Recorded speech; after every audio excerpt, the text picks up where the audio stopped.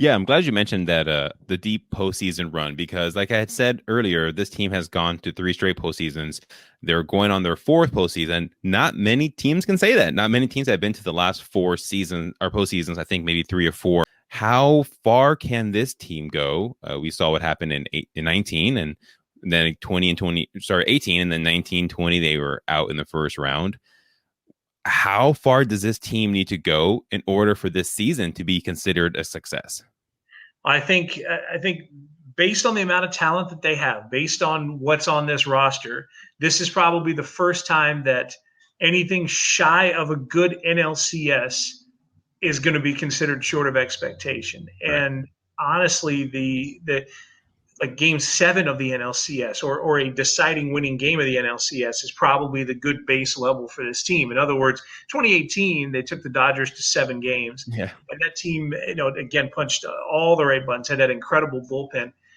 This team is that good as that team, clearly. So I feel like that's your baseline. Baseball, of course, is a weird sport, especially in October. Oh yeah. Somebody gets hot, or this bounce happens and that bounce happens, and you have series that hinge on that sort of thing. But if you're talking just based on talent, the Brewers have to be one of the favorites to win in the National League. If it's the Giants and the Dodgers and the Brewers, if those are your three, that makes a lot of sense. Yeah. Someone could come along and get hot and disrupt the whole apple cart. But it's not, like I said, I go back to what we do at the day job.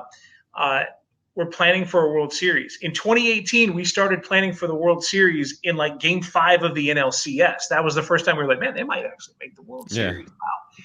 This is time it's in September and we're thinking about the World Series. So that tells you how good they are.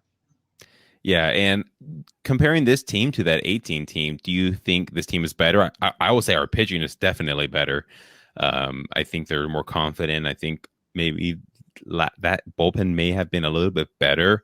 But I mean, I can't really knock our bullpen this season. I feel like we have a really strong bullpen. That's obviously one of our strengths. But just comparing this team to that 2018 team that was one game away from the postseason, and it's crazy because like they weren't expected to go that far.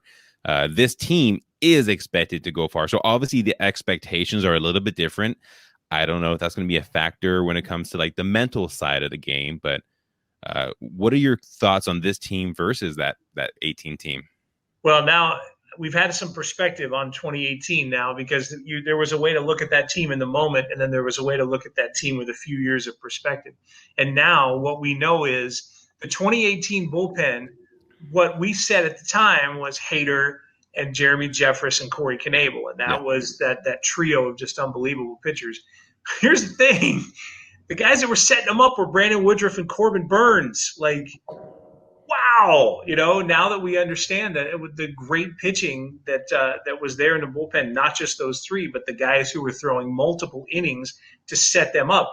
You understand now why Craig Counsell had all those 1 inning and 2 inning starts from his starters in 2018. He knew what he had in Woodruff and Burns, and he was trusting them to throw big innings then. So I don't think you beat that, right? I don't think you could beat the combination of Hader, Jeffress, Knebel, Woodruff, and Burns in the same bullpen. Like no offense to the Jake Cousinses of the world, and Hader Right. and Williams have been great in the back end, but I don't think you beat. So bullpen 2018 gets the edge. Starting rotation 2021 has lacked the field. Oh yeah. Oh yeah. Anything else? If you've got Woodruff, Burns, Peralta, and then you've got these other guys. Eric Lauer allowed 1 hit in his start against the Cubs on Sunday. Brett Anderson has given you good starts. Adrian Hauser has given you good, solid starts. Like, I don't remember in any year, including 2011 or 2018, a rotation anywhere near this level of both talent and depth. That's the rotation wins many times over. For sure. And what about the offense? I know this offense has had its ups and downs, and I feel like 18, they had a lot more power. This season, not as much, but they do have, they don't have really easy outs. Maybe Jackie Bradley Jr., but he has turned it on in the playoffs at times when he was with Boston. So there's a chance that maybe we always talk about the switch that can flip in the postseason. Maybe perhaps it does for him. But I mean, what are your thoughts on our offense or this offense versus that season's offense? Yelich's September in 2018 was Incredible. yeah. I mean, it's the first time I've seen a hitter have to be approached that way at bat since Barry Bonds in his heyday. It was that good. In other words, he hit homers or you walked him Hmm. because you weren't getting him out. And teams understood that you might just need to walk this guy. Like just don't play around with him at all. Like that September was insane. And that's the thing is there is that Christian Yelich doesn't exist on this team. The Christian Yelich they have this year is a good solid player that's been getting on base, that's been driving the ball pretty well. But even the back Christian Yelich that we've talked about ain't the 2018 Christian Yelich. Right. That player does not exist in this offense. So the Brewers have found ways to get things done over a while. It's not just Yelich and a few other guys. This is spread out, I think, over a larger group of guys. Like what Chase Peterson has done is highly underrated for this team. Avi Hmm. Garcia. These are like I don't think that number of players existed in the 2018 offense, and so I think they're more consistent. They're more tough outs in 2021 than there were in 2018. But that superstar, that Yelich, is not in this lineup. If that Yelich was in this lineup, they're the favorites to win the World Series. Oh yeah. They have to be. Yeah, but I mean, hey, this team, I mean, what we get with Willie Adames and Eduardo Escobar, and you talk about Avi Garcia having a great year, and their catchers, both of them are doing really well. First base, I mean, we talk about what we saw that grand slam. You were on the call for Telemundo, and if you haven't heard that, check that out because you do a great job with that portion of your job as well as everything else. But yeah, this team I think has more depth, and I think it has really good depth too. I feel like at any time, any one of those, we saw what Pablo Reyes did yesterday with that amazing swimming slide. Like anyone on this team could be a postseason hero, and it's exciting to see. And yeah, I agree. I think we have to see this team go far in order to consider it a success, just based on this talent on the roster. If you look at what we have in the pitching and talk about the bullpen and our offense is nothing. There are no slouches in offensively. This team can really put together a good run. If they're but also there's the caveat of baseball is baseball. We've seen the Dodgers be the best team in baseball, and they're out in the first round in 2000 or maybe second round in 2019 against the Washington Nationals, and a team that barely made it past the Brewers into the next round of the postseason. So anything can happen. It's a funky time when it comes to postseason baseball. But yeah, I think this team has so much potential. I think this team has so much talent. And like I said, compared to the last season, we weren't expecting a deep run from that team. I mean, as it started happening, we're thinking, wow, this could happen. This year, we're expecting this team. We're expecting this team to be far. And I've talked to different people around the game. I had Jeff Blum on from the Astros booth, their color analyst. He says that yeah, Blummer, I had him on, and he says that he thinks this team could be in the World Series. And he said that one of his coworkers in the booth had asked him, one of the camera guys, and he told him, he said, I have no problem saying the Brewers and the White Sox, which would be such a great matchup, our pitching, their pitching, their offense. And I had just last week on, I had Andre Knott, who is the Indians in-game reporter, and he as well said that this team has been one of his favorite teams to watch this season. And he mentioned on their broadcast, there are three teams that the Indians had play this season that he thinks could go all the way and win the World Series, and that was two American League teams, which was the Rays and the Blue Jays.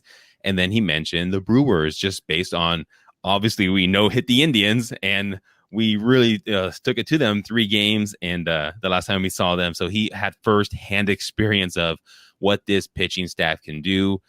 He also mentioned that he talked to Rowdy Tellez, and Tellez told him that when he came to this team, he wasn't sure how he could be his personality wise. And we see the same thing from Adames, who has a really big personality. But he told Andre, he said, you know what? I really fit in with this team. They accepted me. I can feel like I could be myself. And he says that he really loves this team. And you can tell just the personalities around this team. They're starting to have fun. They're starting to really believe. And yeah, like, I mean, we're getting national attention. We're getting local attention. This team has I keep on saying this, but this team has the potential to do really big things come October. The other thing that is in the works too, or in play when you talk about October, is the way the path goes to the World Series and what the Yeah. Brewers appear that they're going to have. I mean, 2 weeks could change things, but it Yeah, I feels don't like want that. I don't want that number one seed. That's for sure. exactly. Isn't that funny? And it's like, no, don't get the 1 seed, don't do it because the Brewers seem to match up really well with the East winner. Philadelphia could be a bit of an issue because they've given the Brewers some trouble. I like the pitching that Philly has. Of course, you've got Their offense starting bullpen's a with little Bryce bit of Harper. So that's a big thing. But so you give them that first round path, past the East winner, and then you wait for whoever's there in the NLCS. And the thing about it is that means it's the Giants and the Dodgers and the other wild card team just battling each other. And that's the best thing that could happen to the Brewers because that's a whole lot of talent on that side. And by the way, the team that I don't want to be, you're asking me this with 2 weeks left in the season. At this moment, the team that I don't want to be is the team that has to face the Cardinals in the wild card game. yeah. That's going to be a problem. And if it's the Dodgers and the Dodgers are super talented, that could be a out. problem. Yeah. Yeah. All that talent in LA. But St. Louis there's always that get in, get hot team. And St. Louis is that team, man. They are. I think we're going to see it in this 4-game series here. It's a good matchup, those two teams. But the Cardinals are hungry and they have gotten hot. And that is, man, I'm telling you, that could upset the apple cart. If you're the Brewers, you are happy that you do not see the Cardinals in that first round or wild card round or division series. Yeah, let the Giants, the Dodgers, the Cardinals, let them beat up on each other. That series could go 5 games, could go, it could be a lengthy series. And the Brewers, I mean, maybe they don't have that, maybe they do, but either way, I mean, you're not facing two of the three best teams in baseball and one of the hottest teams in the Cardinals. And like you said, we do play them coming up here soon, so we will definitely get a taste or a sense of how they're playing, and they've been playing really well. They have a ton of talent on that team, and they finally started putting it all together.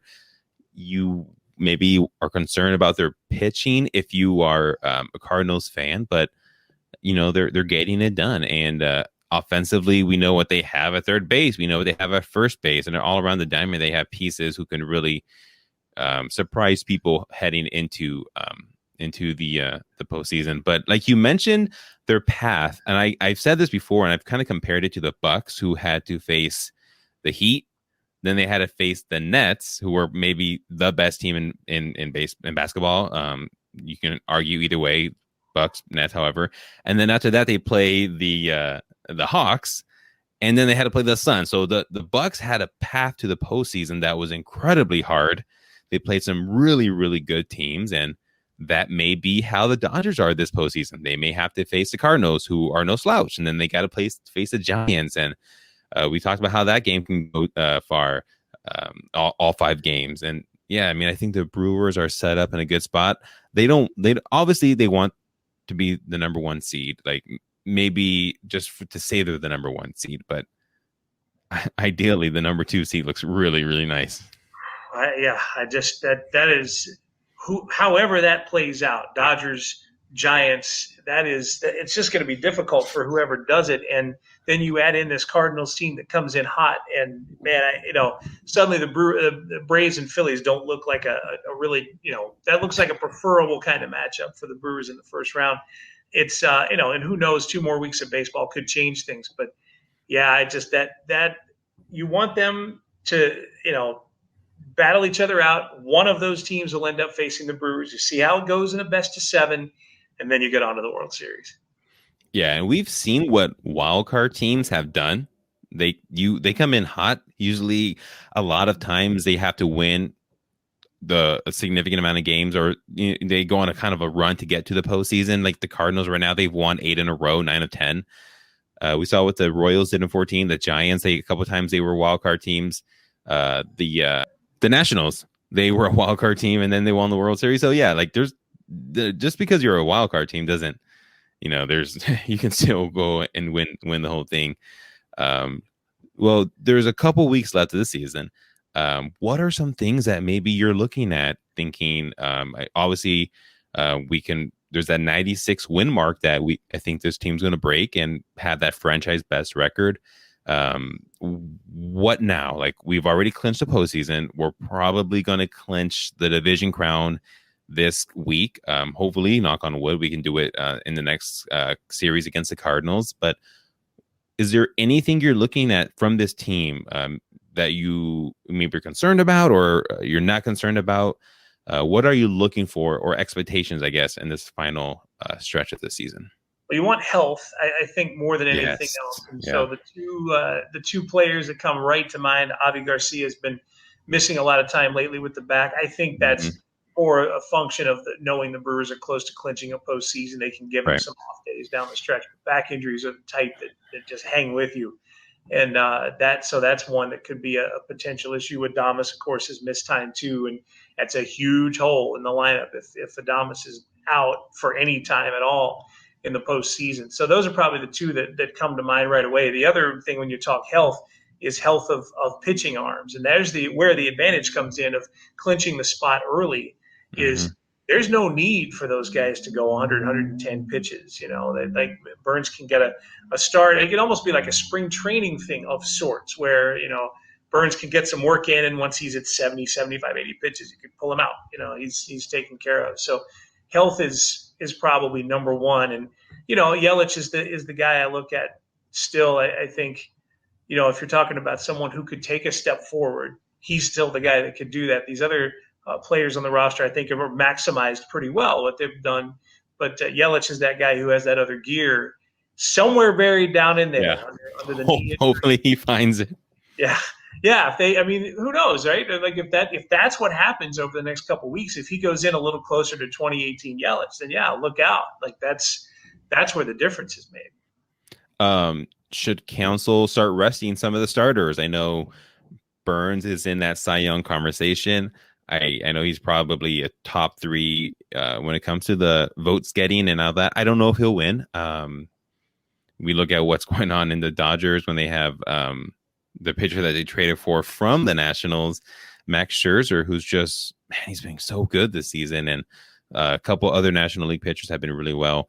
Do you think Council should start giving some of those starters rest, maybe going shorter innings, maybe see like we've seen before, like piggyback starters where Hauser will start or one of the pitchers will start and Hauser kind of finishes it up, or things like that. But do you think we'll see him start resting our key contributors, I should say, as the season comes to a close?